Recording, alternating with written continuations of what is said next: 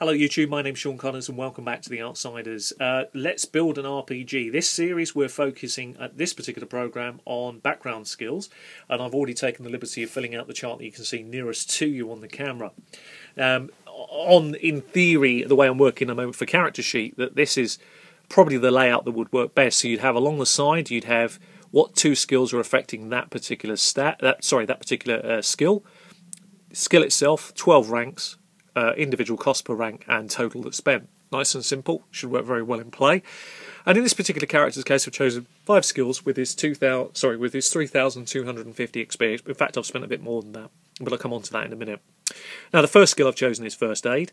A couple of factors as well. You'll notice that this first line in all cases on this character sheet has been filled in, and the reason that's the case in this particular character's case is because you may remember from his stats, his highest stat was a 15, his lowest stat was a 12. Every stat falls perfectly within the +1 range except the 12, which is a 0. So I've got no negatives with this character. If I did have a negative, so let's say that one of those stats that was affecting one of these skills was, say, for argument's sake, a 9, then I would cross one of those off the end. That would basically mean I can never ever get more than 11 ranks. However, all mine give me 1 rank as a bonus, so that's 1 less for me to pay out, which is kind of nice. Now, I decided to add 4 more ranks to First Aid. So I've got 5 ranks in total. My Listen skill, I decided to add 3 more ranks to it. In Listen's case, it's quite an expensive skill, and so therefore it's actually cost me a further 900 XP to do that. Anatomy is a unique skill.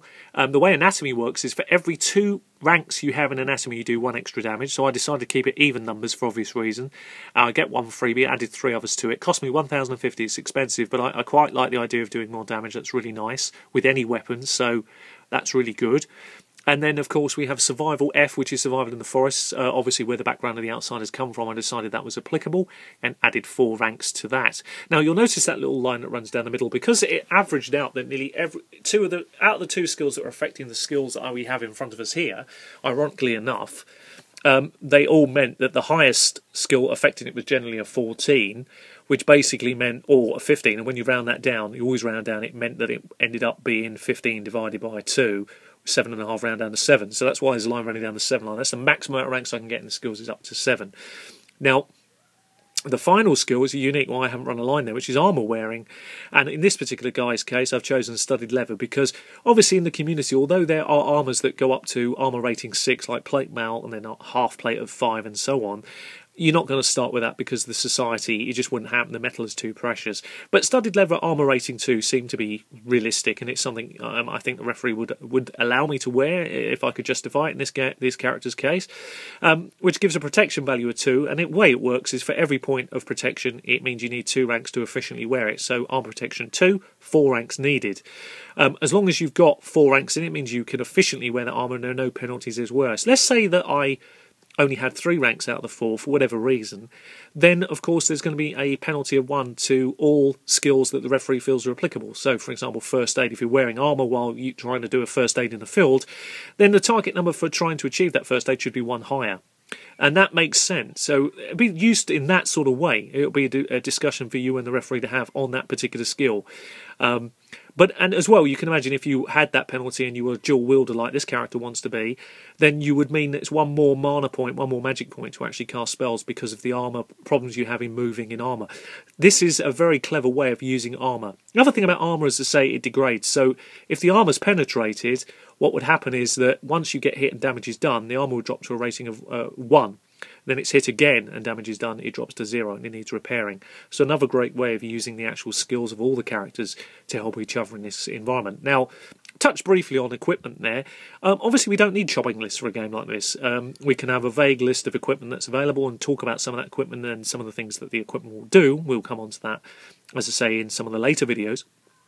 But the point is, it can be just a list of equipment that you just need to give the players a guide of the type of equipment that's available and let them choose it. And then as long as the referee agrees that that's okay, job done. And I think that's a great way forward. So in this programme, what we've actually done, without too fine a point on it, I've actually spent, ironically enough, exactly 3,750, leaving me exactly 6,000 to look at the 2 paths I've got.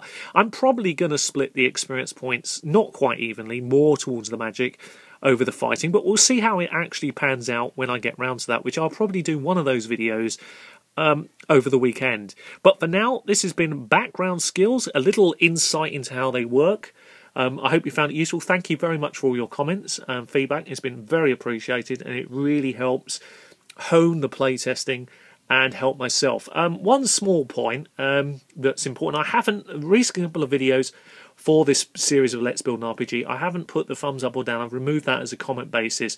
I've had to do that, unfortunately, because we've been suffering a little bit from troll attacks. So I'm still, of course, allowing the comments to come in. Because I think that's critically important. So please do keep the comments coming. Get your thumbs up on those comments that people put on there. Keep watching the series. And thank you very much for your efforts.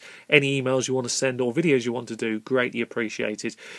We've got a number of people joining the project, and I'm going to announce them in due course as we bring this particular chapters to a close. So in a couple of videos' time, I'll go into some details with some wonderful people from the RPG community here on YouTube who have got involved, and I'm very appreciative of their efforts. Anyway, take care of yourselves and happy gaming, and I'll see you all very soon. Bye bye.